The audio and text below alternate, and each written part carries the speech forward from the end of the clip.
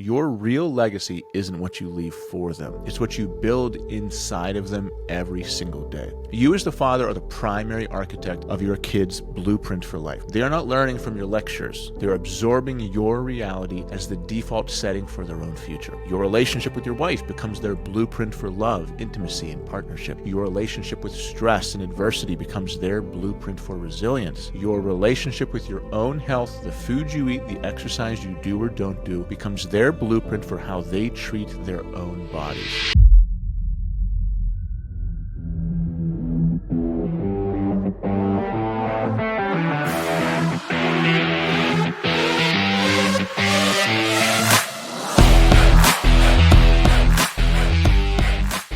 I want you to answer honestly to yourself. What is normal in your house?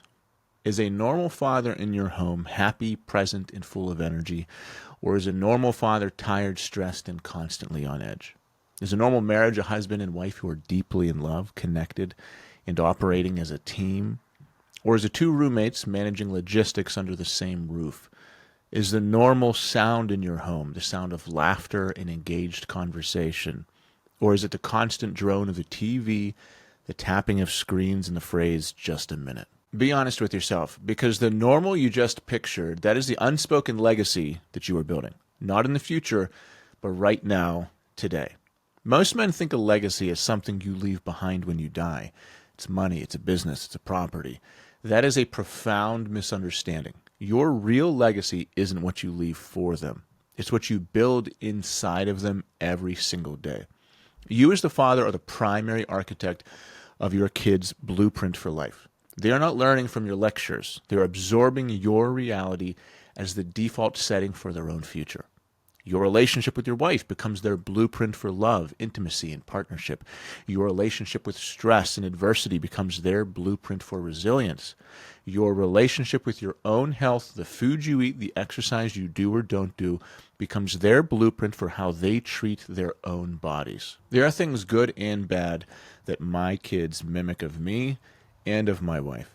We do jujitsu, we do CrossFit, we do golf, we play basketball. We're a very active family. We go hiking. When we're on vacation, we work out every single morning. Our kids mimic that. They all do jujitsu, CrossFit. They're very into their fitness and into their health. That is what we are giving them. There are many times when our kids will go a couple days and just say they can't make their workouts. And they're asking us, they're saying, when can we do our workouts? Especially my daughter, Lauren. She loves doing pull-ups. We've done pull-ups every day together for over a year now. And that's just normal to her. That's something that I do that she asked me to start doing with me because she sees me and her mom working out so much together. Now she loves doing it. Me and Nathan have been working out for about 3 or 4 years now. He goes to the gym with me. We work out in our backyard. This is something that we are always doing together, that we are passing on to them. We're giving them a blueprint for health. We just got back from a week-long vacation. Me and my wife every single morning got up at 5 a.m., went to the gym together, and our kids know that we do that. We let them sleep in on vacation with their cousins, and whenever they woke up, they're like, hey, Dad, you and Mom go to the gym this morning? I was like, of course we did. They know that their parents do that. However, there's also some characteristic traits that I can see our kids taking on that we will need to guide. And when they show up in our kids, that's a signal for me that they need addressed within me or within my wife. If sometimes our children will show something that I do that needs corrected or something that my wife does that needs corrected. And it's up to us as their parents to say, okay, we need to guide them and discipline them right now. You can't let it go unaddressed. But also, am I modeling that behavior? Address it within your kids. Say, yes, you're doing this thing. It needs shifted. But also then you address it within yourself. You say, does this need shifted? And I remember the first time I heard Nathan make a really sarcastic comment. It disgusted me. He was about 2 or 3 years old, and he made it towards my wife. I reprimanded him. I said, no, we don't talk like that. But it was kind of like a mean, sarcastic comment. Then it hit me later on. I said that exact same thing to her weeks earlier. And he just modeled it. He said the exact same thing that I said in the same tone of voice, same words. It just absorbed within his brain, bounced around in there for a couple weeks. and then he spewed it out. It was like 8 or 9 years ago. And it really, really sunk in right then. Oh my goodness. Every single part of me, he's taking in. Stress, impatience, lack of presence, the good and the bad. At that time, I wasn't nearly as healthy as I am right now. That time of my life is what spurred me to rise and do everything that Rising Father does right now. But they don't just take our money and our inheritance and our words from us. They take our habits. They take our willpower. They take our emotions. That is what we give to them whenever they leave. And then at that point, it's up to them to make a change or continue the cycle. They can decide to rise on their own, and they can say, no, I understand my dad was like this, but I'm going to be different. Or maybe they'll be in a situation where they're saying, my dad busted his ass every single day, took care of his health. He was the most disciplined man I knew.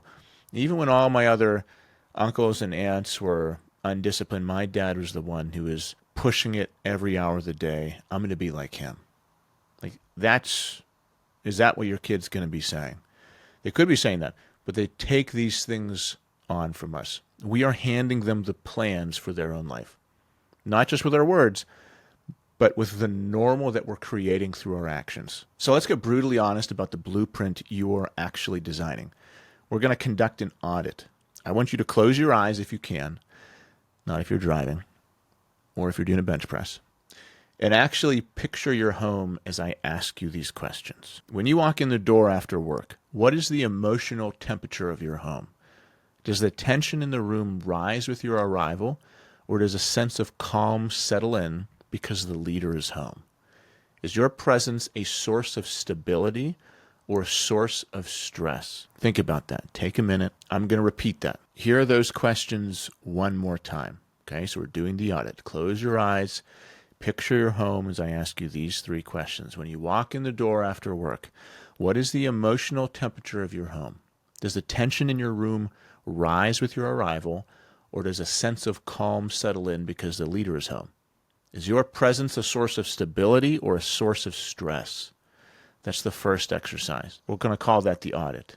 The second one, we're going to call the soundtrack of your home. If your home had a soundtrack, what would it be? Is it dominated by laughter, engaged play, and real conversation? Or is the primary sound the TV, the notifications from your phone, and the constant shushing of be quiet, I'm busy? That is the soundtrack of your home. These are exercises I want you to go through to realistically think about how your wife and children see and feel in your home.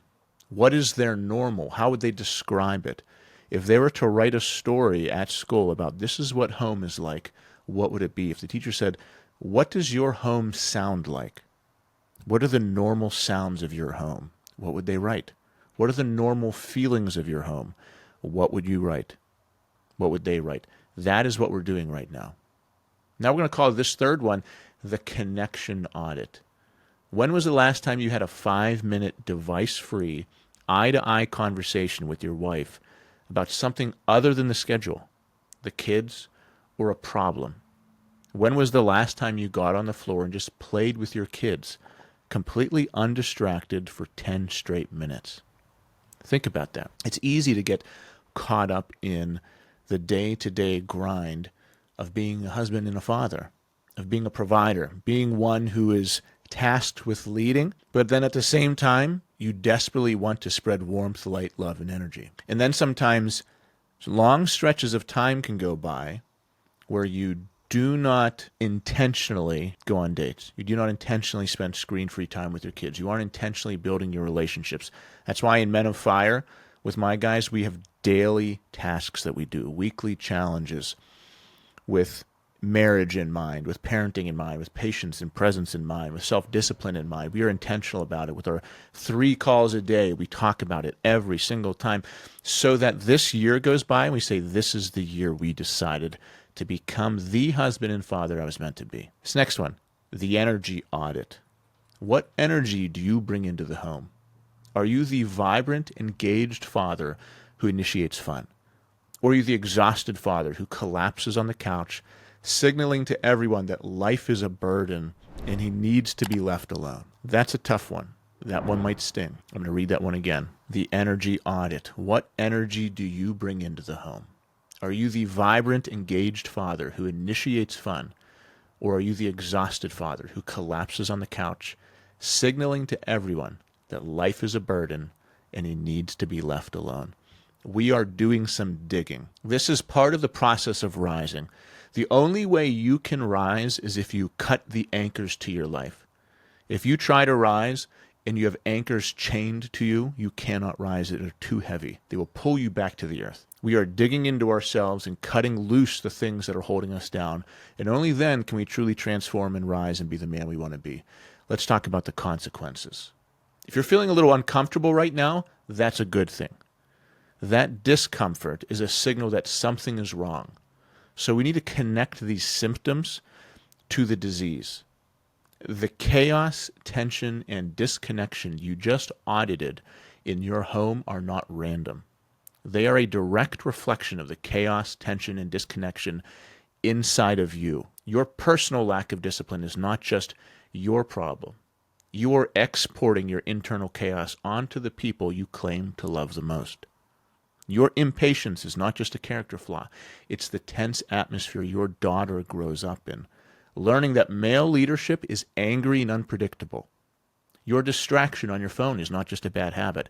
It's the blueprint you give your son, teaching him that screens are more important than the woman sitting next to him.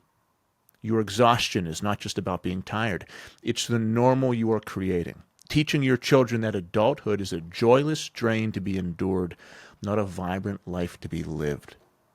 You are forcing your family to live in the consequences of your private compromises. So you've audited your home. You see the normal you've created, and it might feel hopeless. You might be thinking, this is just how it is. This is fatherhood. I'm here to tell you that this negative normal is not a life sentence. It is not your destiny. It is the direct and predictable result of a leadership vacuum. When a father fails to intentionally set the standard, the home defaults to chaos. Nature hates a vacuum, and so does a family. When you do not lead, something else will. Anxiety, distraction, resentment, chaos. But what does the leadership actually look like? It's not about being a dictator. It's not about being a provider. It's about becoming something else entirely. It's about becoming the stable, predictable source of light and strength your family can navigate by. It's about becoming the lighthouse. In the next episode, we're going to completely redefine what a husband's leadership truly is.